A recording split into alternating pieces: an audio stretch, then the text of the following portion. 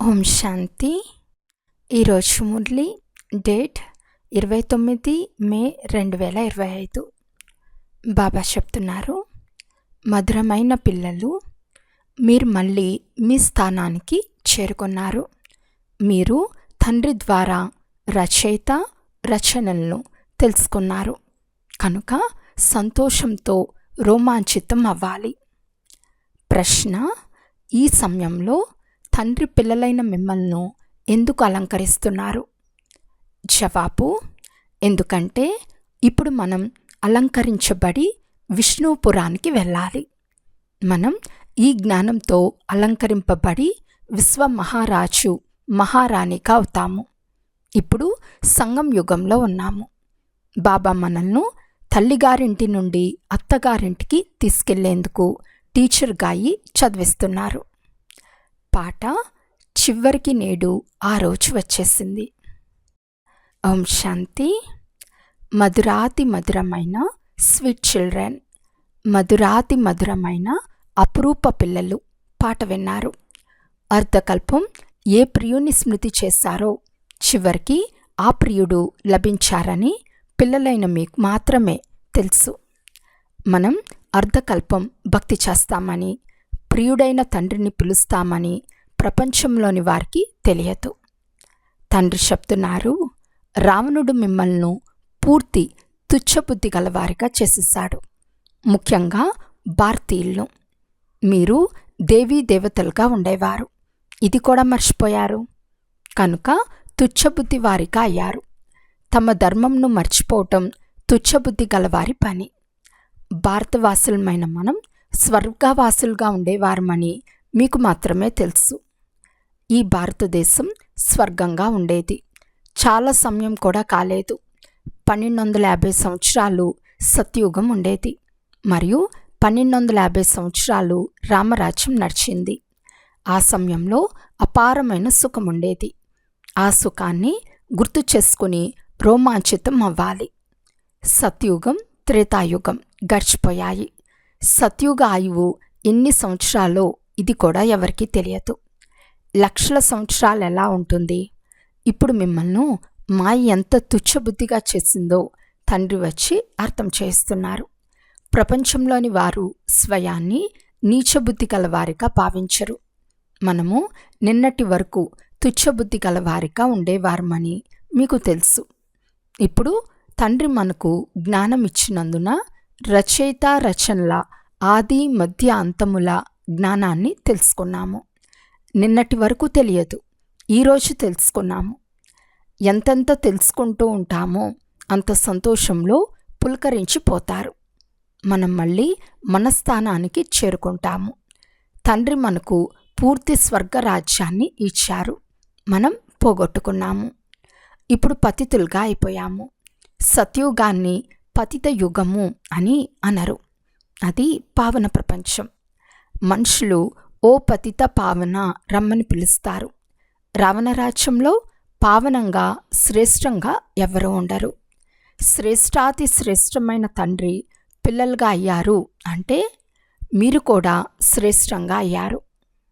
పిల్లలైన మీరు తండ్రిని తెలుసుకున్నారు, అది కూడా నెంబర్వార్ పురుషార్థానుసారం తెలుసుకున్నారు. ఉదయమే లేచి మీ హృదయాన్ని మీరు ప్రశ్నించుకోండి. అమృతవేళ సమయం మంచిది. అమృతవేళలో కూర్చుని ఇలా ఆలోచించండి, బాబా మాకు తండ్రే కాక టీచర్గా కూడా అయ్యారు.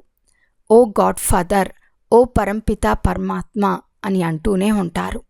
ఓ భగవంతుడా అని ఎవరిని స్మృతి చేస్తున్నారో వారే మనకిప్పుడు లభించారు. మనం మళ్ళీ అనంతమైన వారసత్వం తీసుకుంటున్నాము. వారు లౌకిక తండ్రి, వీరు అనంతమైన తండ్రి. మీ లౌకిక తండ్రులు కూడా ఆ బేహద్ అంటే అనంతమైన తండ్రిని స్మృతి చేస్తారు కనుక వారు తండ్రులకు తండ్రి, పతులకు పతి అయ్యారు. ఇలా అనేది కూడా భారతీయులే. ఎందుకంటే ఇప్పుడు నేను తండ్రులకు తండ్రిగా, పతులకు పతిగా అవుతాను. ఇప్పుడు నేను మీకు తండ్రిని కూడా, మీరు పిల్లలుగా అయ్యారు. బాబా బాబా అంటూ ఉండండి.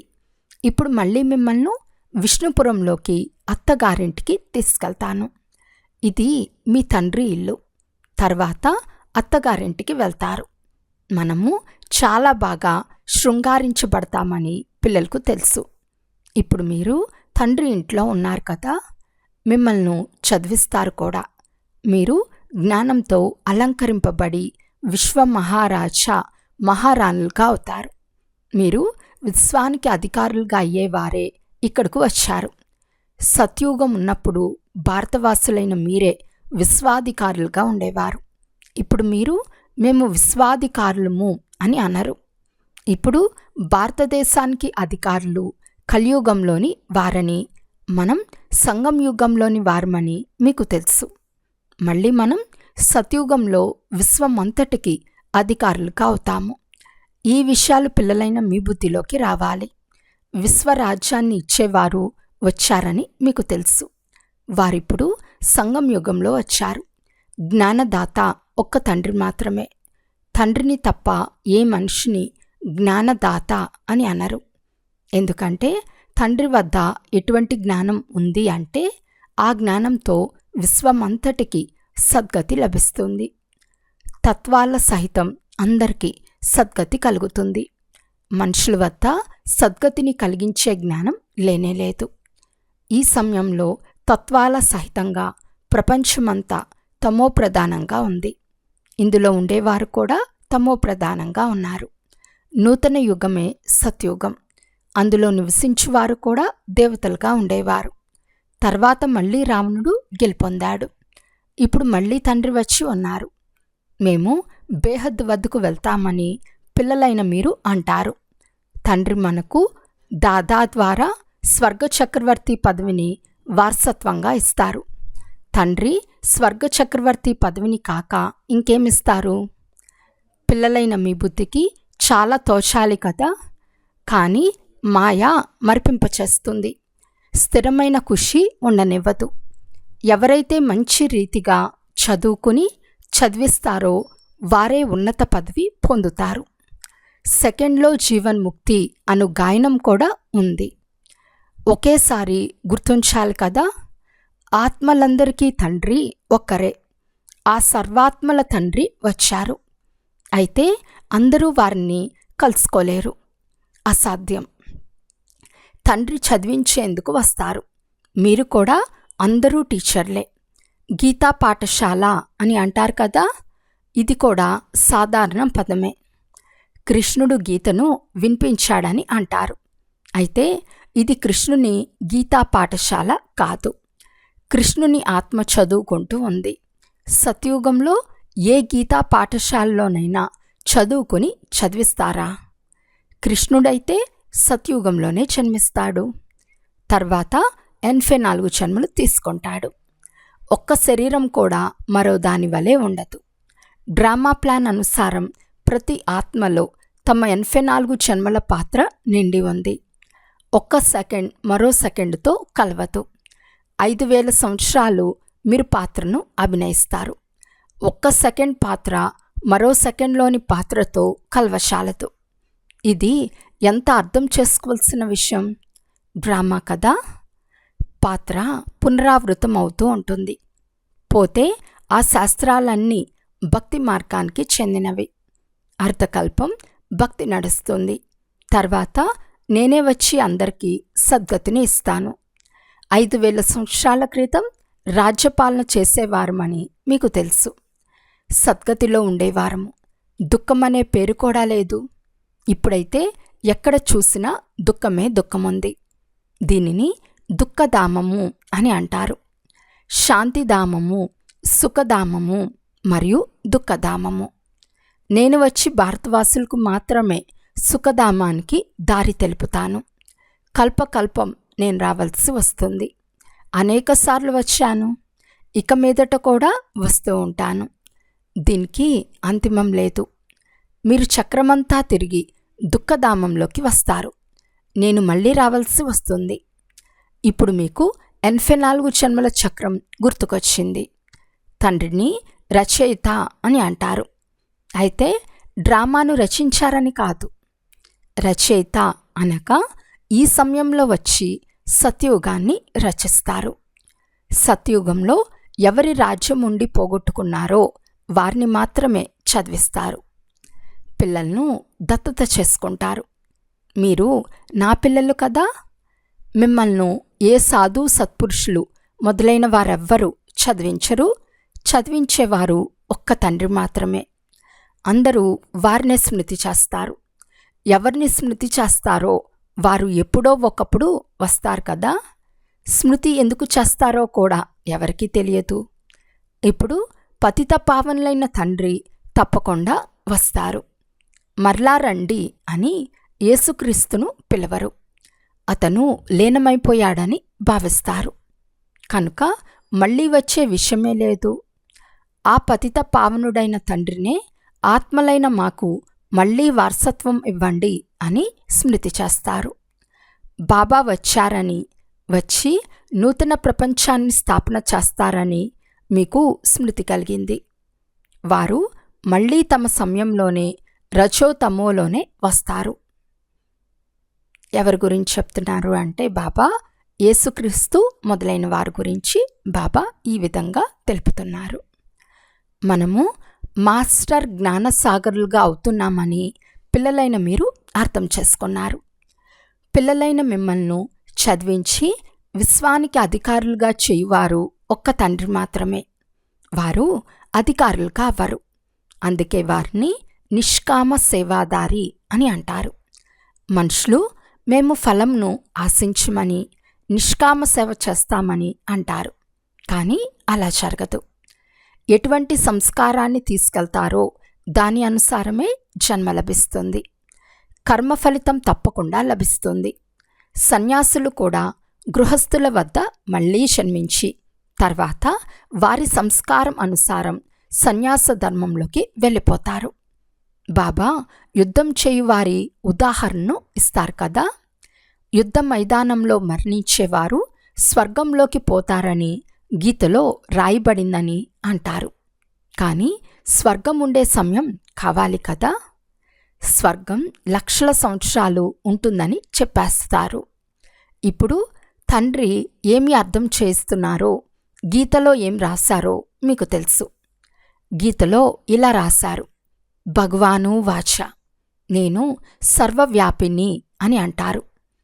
ఇప్పుడు తండ్రి చెప్తున్నారు, నన్ను నేను సర్వవ్యాపినని, కుక్కలో పిల్లిలో అన్నిట్లో ఉన్నానని ఎలా తిట్టుకుంటాను? మీరు నన్ను జ్ఞానసాగరుడని అంటారు. నన్ను నేను ఈ విధంగా ఎలా చెప్పుకుంటాను? ఎంత అసత్యం!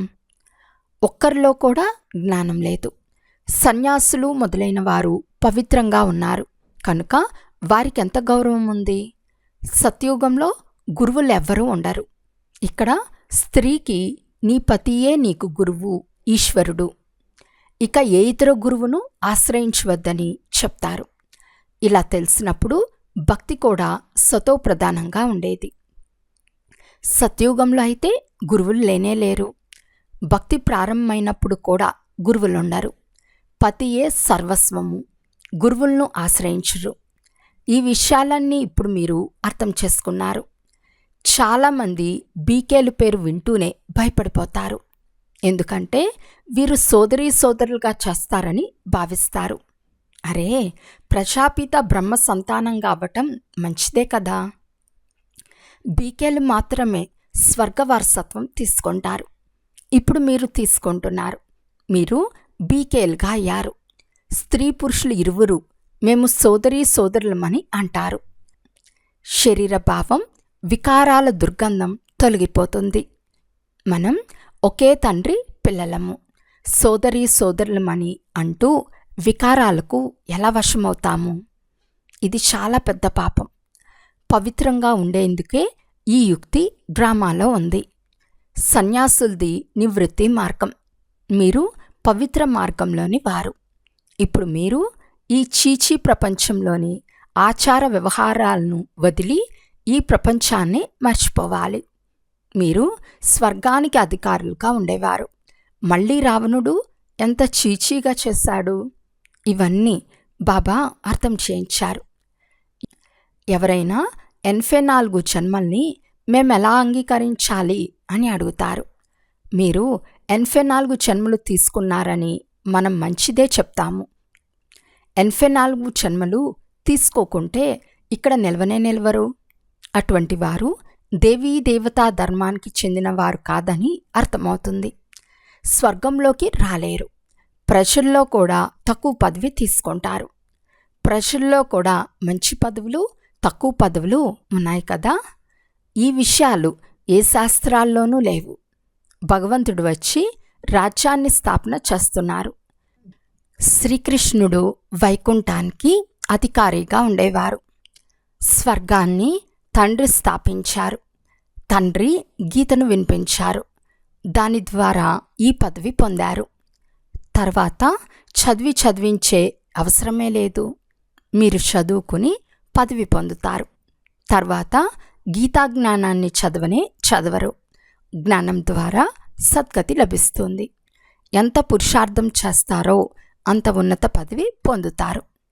కల్పక్రితం ఏ పురుషార్థం చేశారో ఇప్పుడు కూడా అది మాత్రమే చేస్తూ ఉంటారు. సాక్షిగా ఉండి చూస్తూ ఉండాలి. టీచర్ని కూడా గమనిస్తూ ఉండాలి. వీరు నన్ను చదివించారు, నేను వీరికంటే చురుగ్గా అవ్వాలి. చాలా అవకాశం ఉంది. శ్రేష్టాతి శ్రేష్టంగా అయ్యేందుకు ప్రయత్నించాలి. ముఖ్యమైనది తమో ప్రధానం నుండి సతో ప్రధానంగా అవ్వటమే.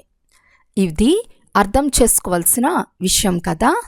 గృహస్థంలో ఉంటూ కూడా తండ్రిని స్మృతి చేస్తే పావనంగా అవుతారు. ఇక్కడ అందరూ పతితులుగా ఉన్నారు. ఇందులో అంతా దుఃఖమే దుఃఖముంది. సుఖవంతమైన రాజ్యం ఎప్పుడు ఉండేదో ఎవరికీ తెలియదు. దుఃఖంలో ఓ భగవంతుడా, ఓ రామా అని అంటారు. ఈ దుఃఖం ఎందుకు ఇచ్చారని అంటారు. భగవంతుడైతే ఎవ్వరికీ దుఃఖం ఇవ్వరు. దుఃఖం ఇచ్చేది రావణుడు. మన రాజ్యంలో ఇతర ధర్మం ఏదీ ఉండదని ఇప్పుడు మీకు తెలుసు. తర్వాత ఇతర ధర్మాలు వస్తాయి. భలే, మీరు ఎక్కడికైనా వెళ్ళండి, చదువు జతలో ఉండాలి. మన్మనాభవ, లక్ష్యమైతే లభించింది. తండ్రిని స్మృతి చేయండి. తండ్రి నుండి మనం స్వర్గ వారసత్వం తీసుకుంటున్నాము. ఇది కూడా స్మృతి చేయలేరు. ఈ స్మృతి పక్కాగా ఉండాలి. అప్పుడు అంతిమతే సోగతి అయిపోతుంది. అచ్చా, మధురాతి మధురమైన అపురూపమైన పిల్లలకు మాతాపిత బాప్దాదాల ప్రియ స్మృతులు మరియు గుడ్ మార్నింగ్. ఆత్మిక పిల్లలకు ఆత్మిక తండ్రి నమస్తే. ఆత్మిక తండ్రికి ఆత్మిక పిల్లల యొక్క ప్రియ స్మృతులు మరియు నమస్తే నమస్తే నమస్తే. ధారణ కొరకు ముఖ్య సారము. ఫస్ట్ పాయింట్, అమృతవేళలో లేచి బాబా మాకు తండ్రే కాక టీచర్ కూడా అయినారు. ఇప్పుడు మనల్ని జ్ఞానరత్నాలలో శృంగారించేందుకు తండ్రి వచ్చారు.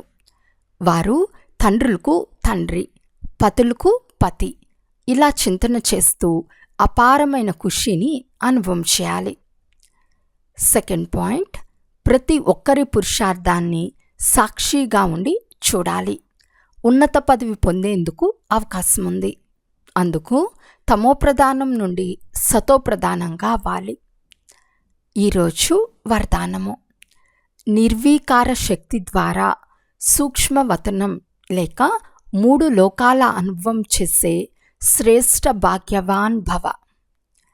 ఏ పిల్లల వద్ద నిర్వీకార శక్తి ఉందో, బుద్ధియోగం పూర్తి రిఫైన్గా అంటే పవిత్రంగా ఉందో, అటువంటి భాగ్యశాలి పిల్లలు సహజంగానే 3 లోకాలు విహరించగలరు.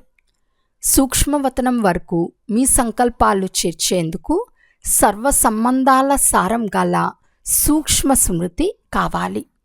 ఇదే అన్నిటికంటే శక్తిశాలి టెలిగ్రామ్. దీని మధ్యలో మాయా జోక్యం కలగచేసుకోలేదు. కనుక సూక్ష్మవతనం యొక్క శోభను అనుభవం చేసేందుకు స్వయాన్ని నిర్వీకార శక్తి ద్వారా సంపన్నంగా చేసుకోండి. స్లోగన్.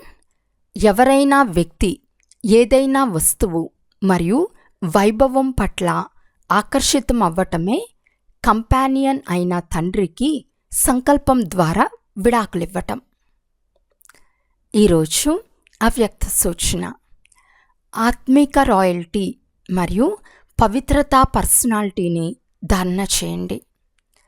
పవిత్రత సంగం యుగ బ్రాహ్మణుల మహాన్ జీవితం యొక్క మహానత. పవిత్రత బ్రాహ్మణ జీవితానికి శ్రేష్టమైన అలంకారము. ఎలాగైతే స్థూల శరీరంలో విశేషంగా శ్వాస నడవటం అవసరమో, శ్వాస నడవకపోతే జీవితమే లేదో, అలా బ్రాహ్మణ జీవితం యొక్క శ్వాస పవిత్రత 21 జన్మల ప్రాలబ్ధానికి ఆధారము, అనగా పునాది పవిత్రత. అచ్చా, ఓం శాంతి.